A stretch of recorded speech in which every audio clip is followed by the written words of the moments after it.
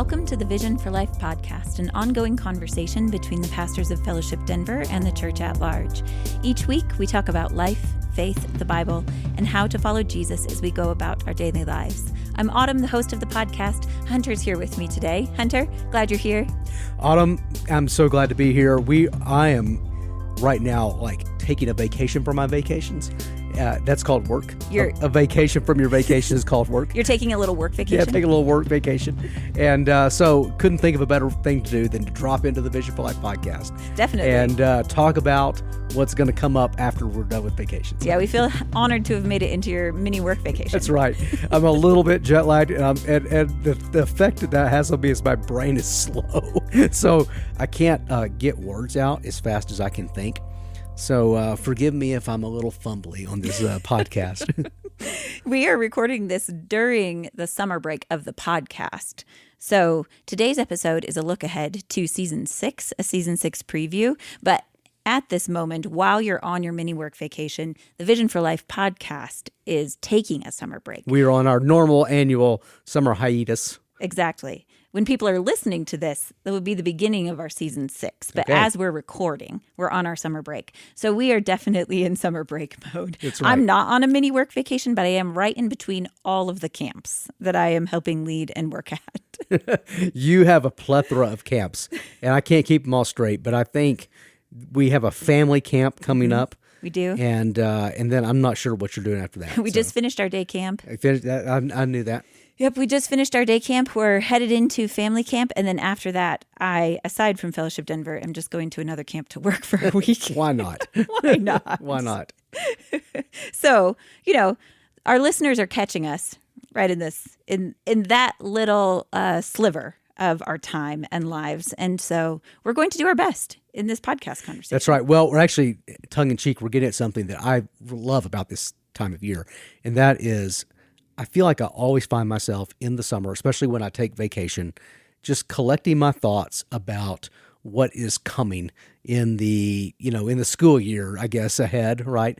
And so I've been doing a little bit of that. In fact, I was on a long flight home a few nights ago, and I spent a couple of hours just writing down some thoughts about the months that are ahead and kind of what's in front of us and what I'm looking forward to and what some of the challenges are. And we've done the same thing for the podcast. We've had a great conversation actually today offline, off mic, about what's coming ahead for the podcast. And we thought it'd be fun to just share that with our listeners, build some anticipation, hopefully invite some input into topics and resources that we can discuss next year or next season. In the beginning of the podcast, when we had this idea for a podcast and decided on the title Vision for Life, part of our hope for the podcast was that it could generate some conversations between our church and our listeners and you, Hunter, and our other pastors in a way that none of our other regular gathered spaces can, which is why we've continued to take questions and record Q&R episodes. And it's also why we invite feedback and invite suggestions as far as articles to listen to. Those are some of the things that we ask for regularly from our listeners or invite our listeners into. And that's for the purpose of developing this a sort of ongoing conversation. So we hope to generate even more of that in the coming season. Yeah. We're headed into season 6 of the Vision for Life podcast. And today's episode is episode 257. So we've recorded a few of these. That's right. There are some churches where whatever is kind of currently big in culture is used primarily to set the agenda for the pulpit, or it's one of the main things that sets the agenda for the pulpit. And there are some advantages to that approach. The pastor gets to pastor people through whatever they are currently dealing with, because that they look around and go, what's going on in our world? Let's talk about that from the pulpit. It could be a political topic. It could be just a culturally relevant, subject. Our approach to the pulpit is to select larger chunks of scripture, sometimes whole books or long sections if it's a really long book, and for the preacher to take the approach of studying the passage and asking, what is this passage saying? What's it talking about? Letting that shape the sermon, and then we speak to whatever's happening in our world, in our lives, from what that passage says. It's a little bit less direct approach of going, this is a hot topic, let's get to it, right? And I prefer that approach. I think it has a way of letting the Word of God set the agenda for what the church and what the pastor talks about from the pulpit. But it does have another effect. There's trade-offs to all these approaches, and it does have this effect that maybe the section of Scripture you're in is not speaking to things that are really important to think about right now in the world we live in, to live faithfully to Christ in the world we live in. And so years ago, 6 seasons ago, apparently, as we were talking about this, I felt the need that our pastors would have space where we could just talk kind of conversationally and pastorally with the church about what's going on in our world and what it means to live as Christians in the world we live in ways that we may not get to address from the pulpit every week. And so thanks for helping to create this space. You crafted the intro that goes, a conversation between the pastors of Fellowship Denver and the church at large. You crafted that, and now it's seared into my brain. So You've heard it a few times. Yeah, so that even when I'm not good at talking, when my brain is moving slow, it's still right there on the tip of my brain. So thank you for that. As the podcast has taken shape over the last few years, we've ended up discussing some topics that, as you said, are particularly culturally relevant. And often we return to those topics. So as you and I were thinking about this earlier, Hunter, as you referenced, we said sexuality, for instance, is a topic that we receive questions about, that in your time pastoring, people have always wondered about how to navigate sexuality, and that can be applied in so many different ways. People face that question with different realities going on in their lives. And so it's not surprising that over time we have developed many episodes and had many discussions on certain of these topics. And then at other times, there is something going on in culture in that moment. And that means that the media is paying attention to it. The people in our church are paying attention to it. The people who listen to this podcast are, and we are as well.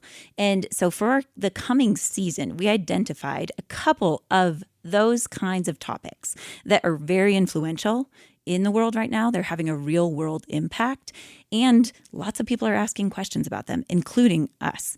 And for Christians, when these sorts of forces and dynamics begin to move and shape us and our culture, they're going to impact our children. We want to repeatedly ask, how do we understand this from a biblical worldview? And then how, as Christians, do we navigate it? So one of the topics that we are going to schedule a few episodes on throughout season 6 is AI, artificial intelligence. And obviously that's a massive topic, but it is this sort of topic and this sort of reality that is shaping our world, that there are many, many articles written about. Books now are being written about them. There are podcasts about it, documentaries. I just watched one the other day. So we're going to look at those resources and then ask this question. How do we understand this from a biblical worldview, and how can Christians faithfully navigate it? It sounds like I need you to send me your reading and watching list so I can keep up or try to keep pace. But this is a major technological shift that I think is like the last technological shift we went through similarly would be the advent of personal computing.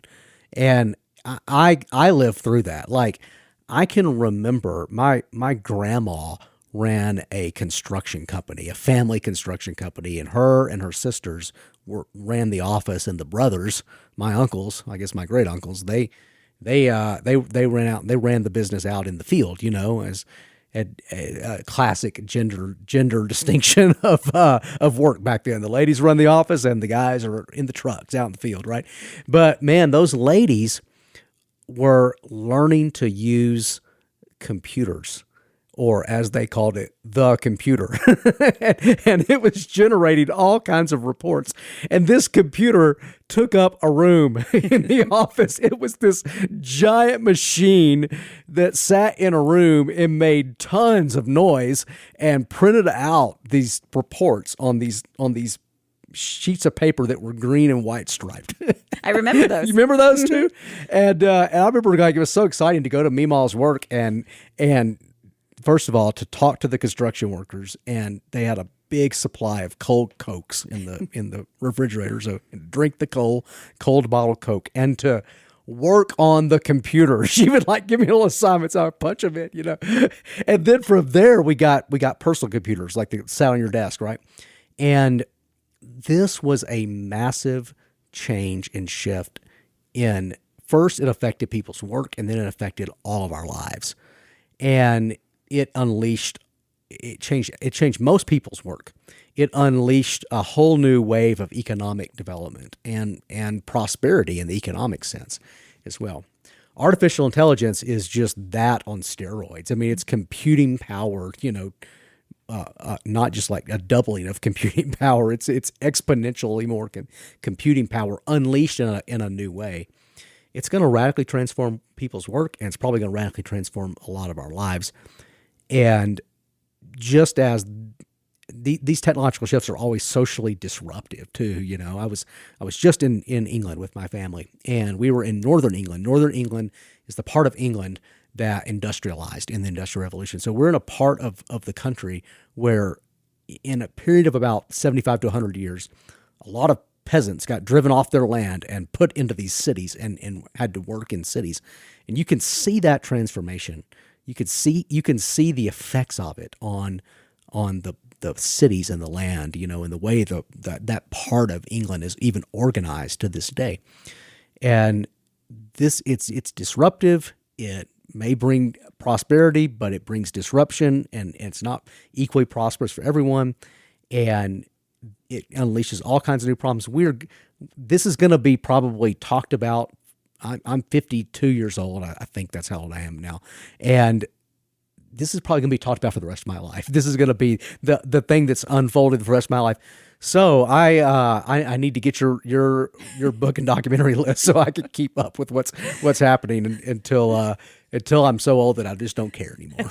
Well, I think we need to collectively share those, Hunter, because I'm not supposing myself to be now, or even when we begin these episodes, any sort of expert. But what we will do, which we routinely do on the podcast, is point people to articles and resources that we are reading and that have helped us think through these issues.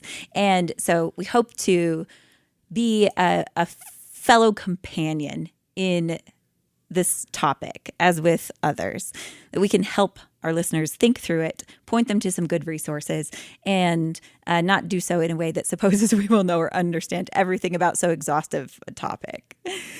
Another of the thematic topics that, and by that I mean a theme that we'll talk about several times, that we plan to discuss in season 6 is that of Gen Z, or young adults. And this is a topic we've introduced already in a handful of conversations, and we want to continue that this at the end of the summer and into the fall.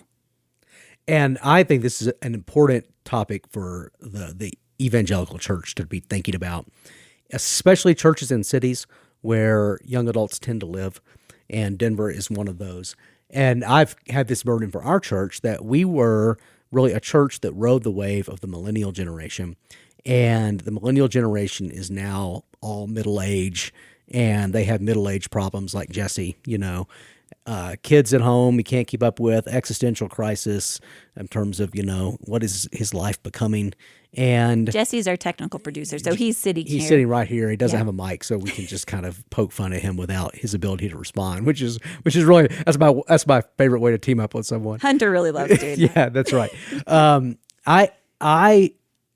I notice that Gen Z, which is now the teenagers to 20-somethings that are coming of age up to early 30s, is a little different, and they are navigating some of the same challenges that millennials navigated 15, 20 years ago, but they're also dispositionally a little bit different, and they are natives to the world that, like, I would say the world has changed, and maybe even millennials would say the world has changed, and for them the world has not changed. It's just been this way. They are natives to that world, and that's causing them to ask different questions and have a slightly different perspective on faith. In some ways, I think the Spirit of God is using that to showcase for them and draw them to the uniquenesses of the Christian faith in a way that is fresh for their generation.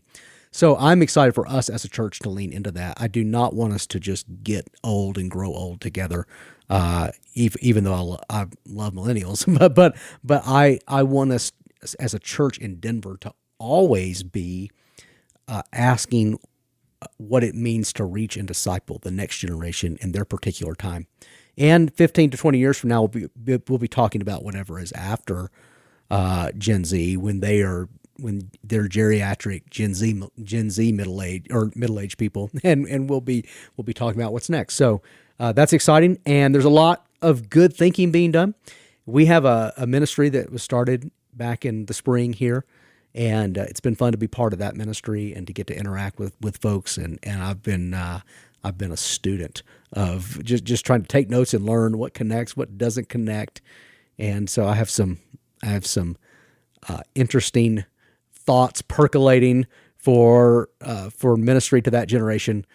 And what a wonderful thing to say. Interesting thoughts percolating. That's I don't know if that makes much sense, but we'll allow it. Sorry. We'll allow it, but only on your work vacation, Thank your you. mini work vacation.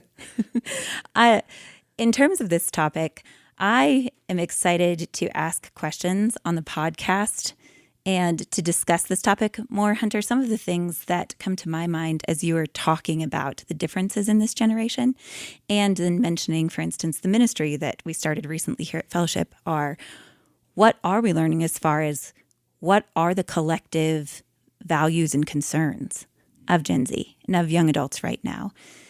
And how does that impact how we as a local church go about ministry to them?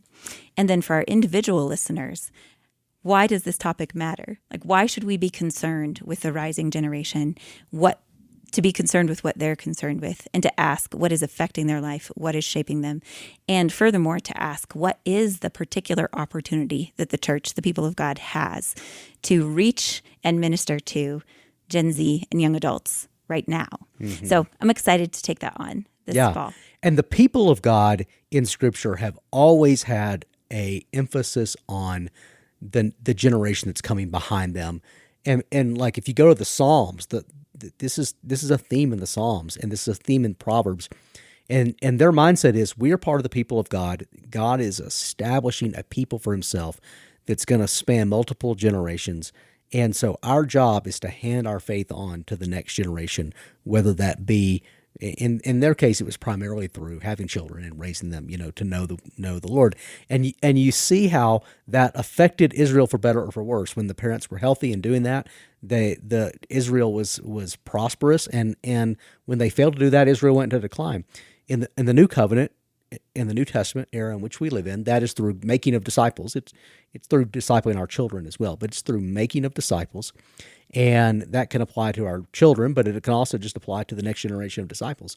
And so the church has to be asking, and needs almost to have a bias toward the generation that is coming behind it. And churches begin to die when they fail to reach the next generation, and often they fail to reach the next generation simply because they're not thinking about it. They're only thinking about themselves and their lives, and so it's important to be asking and thinking, and then calibrating for the next generation, for a church to be vital.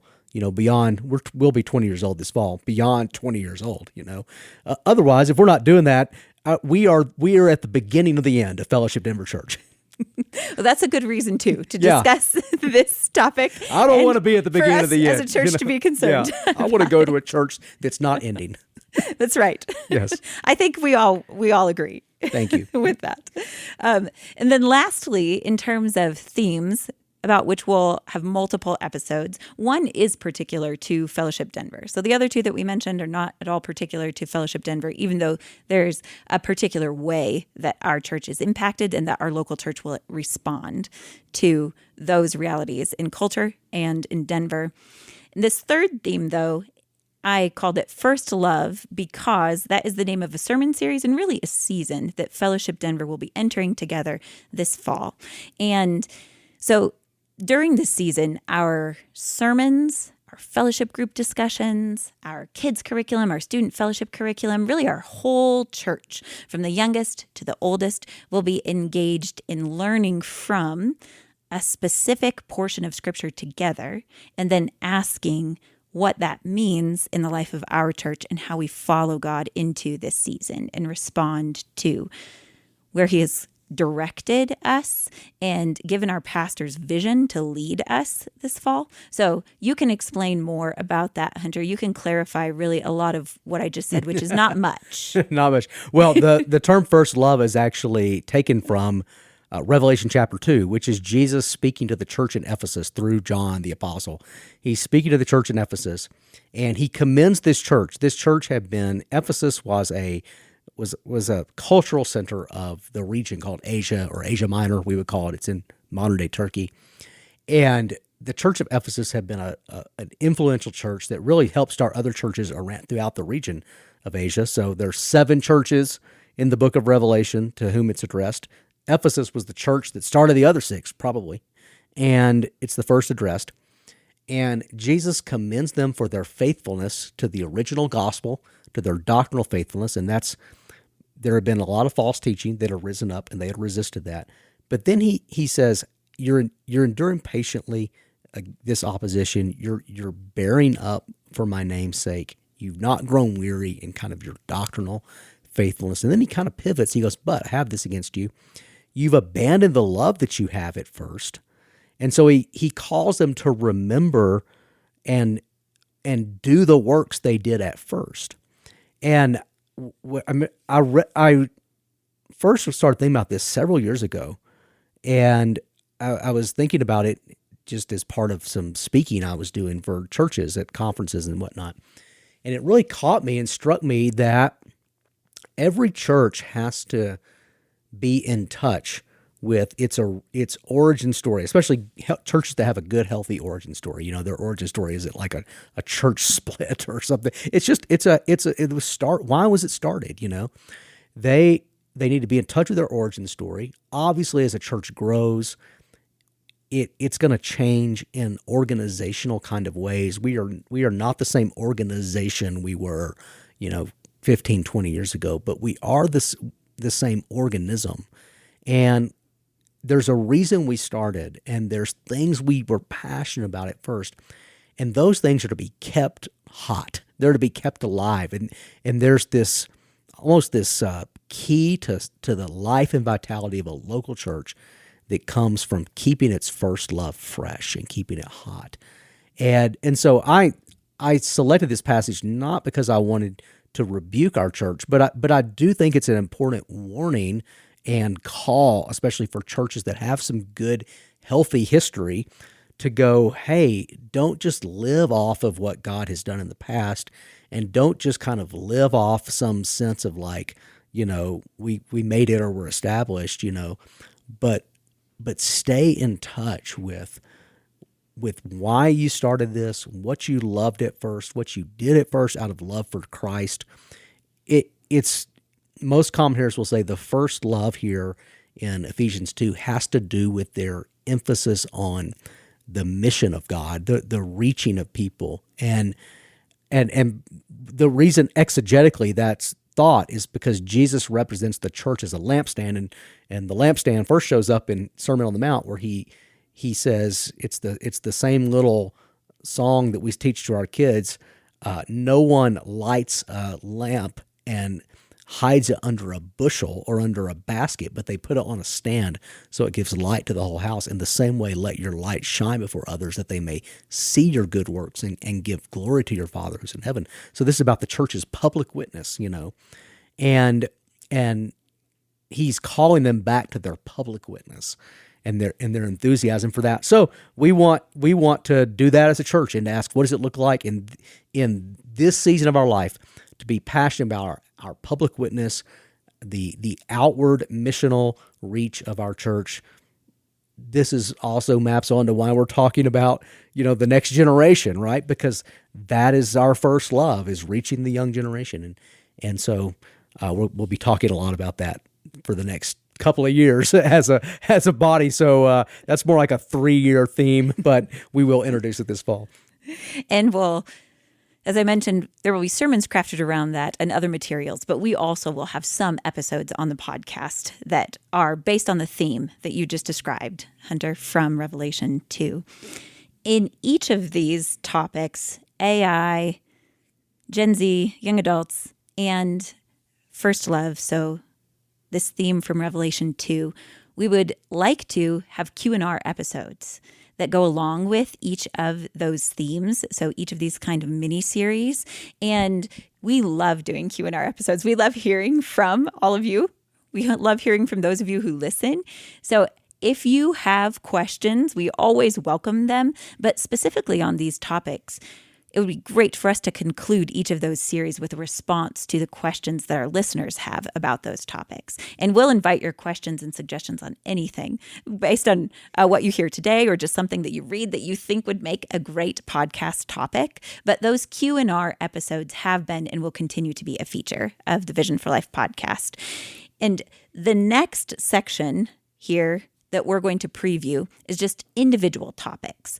We probably won't record them in a thematic way, so probably not multiple episodes this fall, but we will record episodes on some of these topics and would appreciate your feedback. So as you listen to this, if you have thoughts based on today's episode about some of the topics that we mentioned here and have a preference or think some of them would be particularly helpful to hear a conversation on, then let us know. Just respond to this and vote, as it were. Cast your vote for any of these specific topics. But some of the topical episodes that we are planning to record about are IVF, and then a handful of things, Hunter, that I'll allow you to explain here in just a moment, that you said kind of fall into this category, a broader category of like vice topics or sin problems, really. Things that we tend to be tempted towards or to struggle with. Yeah. And those would include psychedelics, gambling, pornography. So those might be topics that we do an individual episode on. And then also another just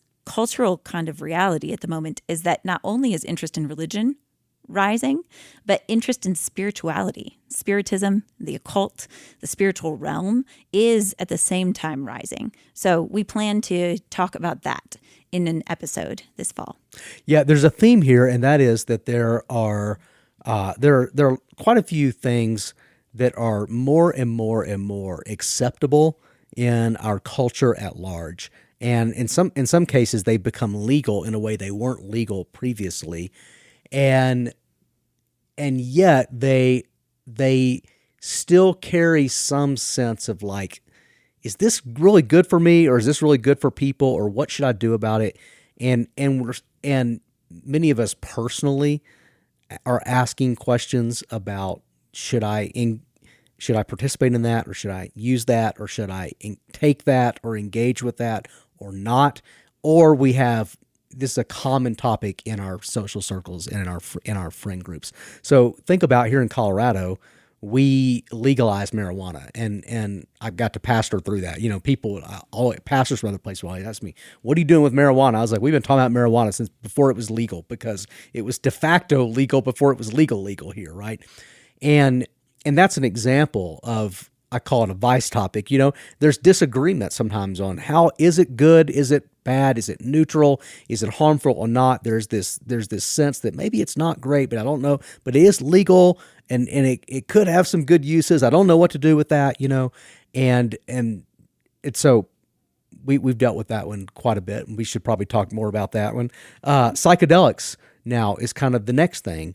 And gambling has become legal, online gambling. And so a lot of men that I know, do some form of sports betting, you know, through apps and stuff. Maybe ladies do. You could speak for the ladies. I actually don't think I can speak for the ladies. This is not a common topic among my friends, so I'm out of touch. Well, with okay, this topic. This is why I said as I'm ragging my brain, I'm like, I don't know if I've ever talked to a lady about her sports gambling, but I've talked with a lot of guys about it. I can tell you it hasn't come up in any of the casual social settings I've been in recently. Well, there you go. Pornography's been present, you know, for a long time through online, and so I think it's important that we as a church be talking about these things and helping each other navigate this world.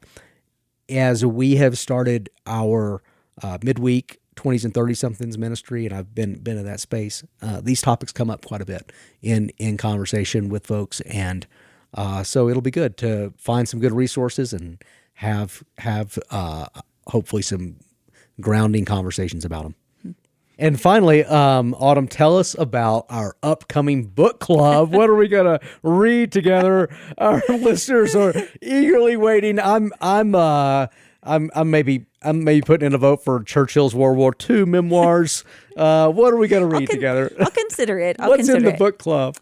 Well, the three people who have been eagerly awaiting this announcement.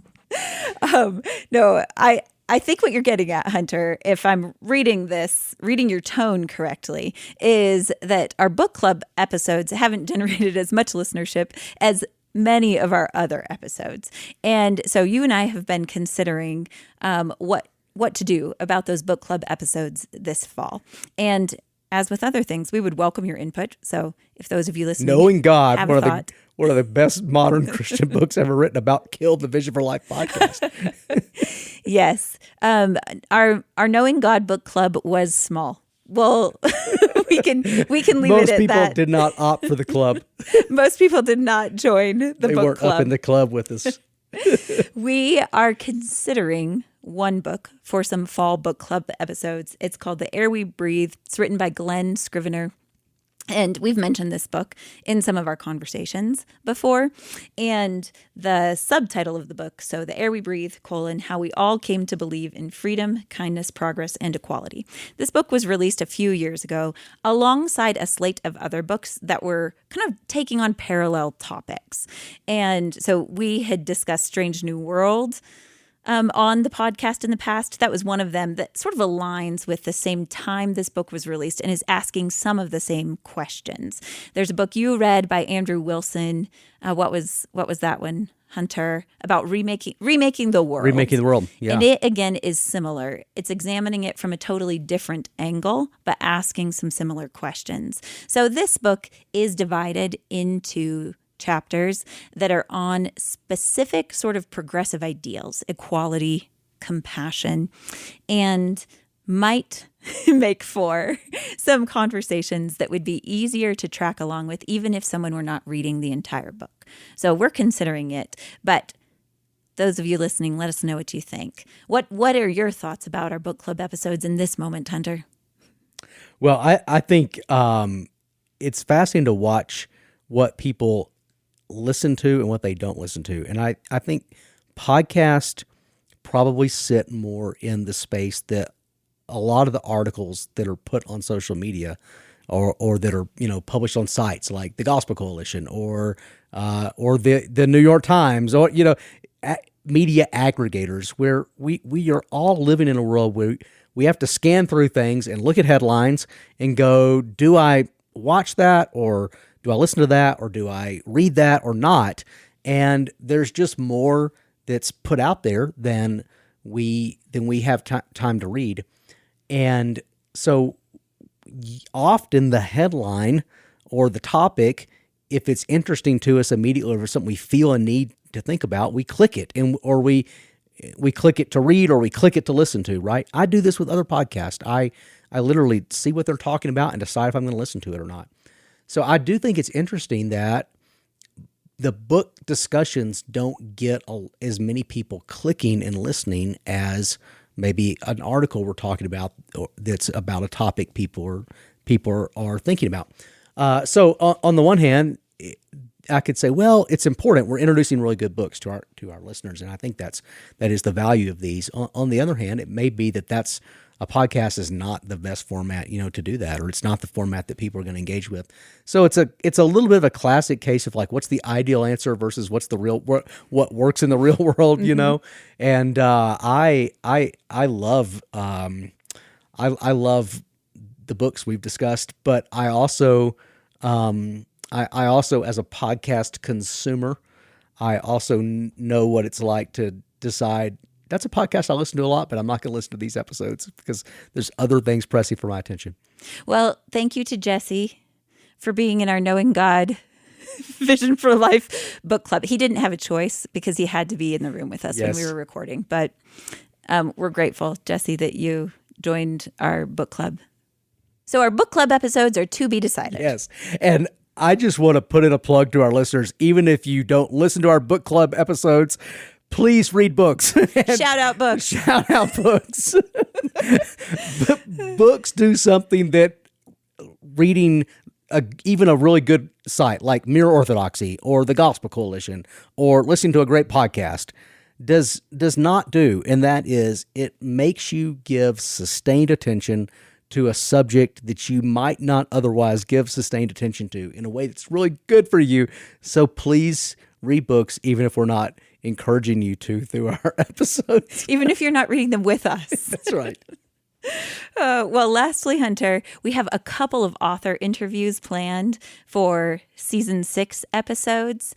Dave Moreland, one of our pastors here, is a member of CPT, the Center for Pastor Theologians. He has been for quite a while. He's in a cohort with other theologians and pastors. You said CPT, and I was like, is that brain problem that football players have? It might also be. The acronym world is strange that way. So it could be. But the football players are not part of the Center for Pastor Theologians, is my guess. But Dave Moreland is. So Dave has been a part of this group for quite a while, and every fall they have a large conference. I'm going to say another acronym, Hunter. What does ETS stand for? It stands for the Evangelical Theological Society, and it is like the professional theological society. It's to be a member of the Evangelical Theological Society, the ETS, you have to have a Master of Theology degree or higher. Master of Theology is typically the master's degree that is preparatory to doing a PhD, a doctorate. Dave and I both got Masters of Theology when we went to seminary, so we are members of the Evangelical Theological Society. We pay our $35 a year, and we are members. But they have an annual gathering where academic papers are presented, and Dave and I used to go every year. It's actually really good. Some of the topics can get obscure, but overall it was really good. And Denver is hosting the annual topic. And what that means is all the best evangelical theologians from across the country will be coming here. And evangelical is a broad tent. So it includes people that are different than us, or people that are they have the same core theology but differences on secondary matters, you know. It's a big tent, and in fact, one of the things that's true of the evangelical academic world is it's kind of petty. There's a lot of little pissing contests, you know, and arguments, intramural arguments, and people have their little egos wrapped up. And you know, in seminary, I always esteem these professors, you know, and a lot of them are just quirky people with petty egos having little academic debates, you know, with other people. And so that always plays out, and you get to watch these people kind of have these little petty arguments at the Evangelical Theological Society. And so anyway, we just thought it'd be fun to have some of them on the podcast while they're in town. Well, what you just described is not very compelling, but it is the reason that some of the papers presented are come across as very niche, as a very obscure theological issue or question that probably not many of us are asking. That's right. However, we do have a rare opportunity this fall because so many of them will be in Denver, and some of them already know Dave. He has existing relationships with many of these the theologians who are coming to Denver this fall, and some of them have recently written books, and so we've asked them if they would join the podcast and do an author interview with us, and we may end up with a couple more, but the two that we know are going to be on the podcast this fall are Dr. Amy Peeler. She is a professor at Wheaton, and Dave and I previously discussed her book called Women and the Gender of God on the podcast, on the Vision for Life podcast, and she is writing volume 2 on that same topic. So we're going to have Dr. Peeler on to discuss her new book with her. And then Zachary Wagner has written a book called Men of Virtue, and we are also going to have him on to talk about that book. So stay tuned. You might get to listen to, I'm forgetting some of the terms that Hunter used, but an obscure topic on the Vision for Life podcast, which will be very exciting, and we'll see how that stacks up against our book club episodes. My point in raising that was when I was in seminary, I just esteemed all these professors because they are brilliant. They are so smart and they're such good thinkers. And I think as normal Christians, we tend to do that. And yet what I'm saying is they're normal people. They are normal people like all the people in our church. They have their little insecurities. They have some of them are really competent socially, and some of them are awkward socially. It's like a community of normal people, And I remember when I started seminary, I esteemed them so highly, and then I started going to ETS. I was like, oh, these people have feet of clay. This is a normal spiritual community, and my point in saying that is not to denigrate it, but this is normal Christianity. Normal Christianity is in a body that is imperfect, that's being sanctified, where there's a lot of bearing with each other that has to happen. There's a reason the New Testament's and by the way, bear with one another in love. And by the way, bear with one another in love. There's a lot of that we have to do, right? And this world is no exception to that. But there's a lot to be learned if we can bear with one another, and a lot of good conversation to be had. So I think we have two great guests, and maybe we'll get more. We'll get more. Yeah. No, I took your meaning, Hunter. When I took a few classes at Denver Seminary, I had Hebrew with Dr. Hess, and Dr. Hess is brilliant, and he is one of a few remaining experts on a handful of dead ancient languages like Ugaritic. And so on occasion in Hebrew class, Dr. Hess would go on a tangent, and sometimes it turned into a rant against one of the other few people in the world who have something to say about a dead language. And it meant absolutely, it's interesting to listen to, but it meant absolutely nothing to me or my fellow students. So I understand. There's a very real life example. That's right. That's right. Well, Hunter, I am looking forward to the Vision for Life podcast this fall. I'm so glad that we get to do this together. So thankful for Jesse, our technical producer, who puts a lot of work every week into making this happen. To those of you who are listening, we're so grateful for you, for the questions you have sent in, for the articles you've sent our way, the books you've suggested. All of that enriches our lives too, and helps us know what you're thinking about and wondering about. And if one of you is wondering something, chances are more of you are, and we want to ask those questions on the podcast with you. So about any of the topics we've mentioned, just let us know what you think, what you would find interesting to hear on the podcast this fall, and we'll take it into consideration as we continue to craft our fall schedule. Hunter, I'm so glad you spent part of your mini work vacation with us. It's been a delight. If I don't get eaten by bears in Alaska, which is not guaranteed, I will come back and do some of these episodes with you. All right. I'll hold you to it. If you get eaten by a bear, I will let you off the hook. Thank you. Okay. All right. Well, thanks for listening and tracking along with us. And all of those things I mentioned and said, send them our way. The email address that you can send all of that to anytime is podcast@fellowshipdenver.org. Thanks for joining us on the Vision for Life podcast. Special thanks to Adam England for our theme music, to Jesse Cowan, our producer, and to Judd Connell, who provides transcription for these episodes.